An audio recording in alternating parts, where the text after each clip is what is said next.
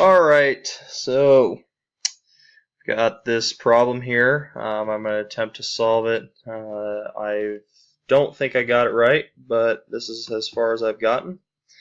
So I knew first what the question was asking was to find the distance as this goes around this clock here, this little clock.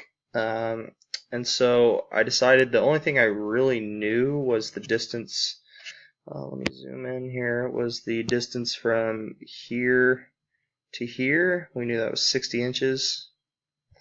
And we knew the distance from there to there is 8 inches.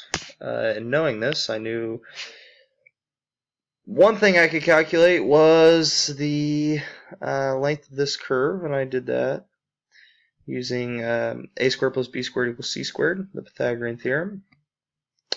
Once I got that, I got this number for that equation right there.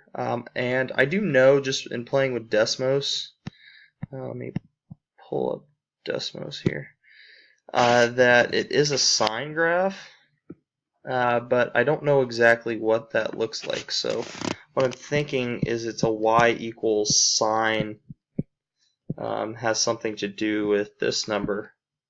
But I'm not exactly sure, so that's where I'm confused. I'll attempt to do it again, but I've been looking at it for a while, and this is the best thing I have to come up with. I know that it's a sine graph because I know sine graphs look a little something like this.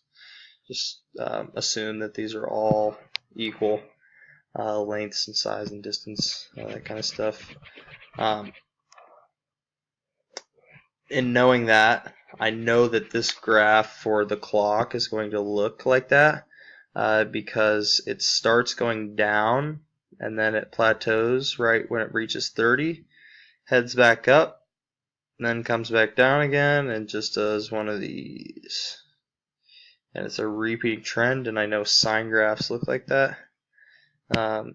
And the only number I've been able to calculate out of this was the length of this line right here, and I got 60.53, so I know my equation has something to do with y equals sine of this number, but that's as far as I've got.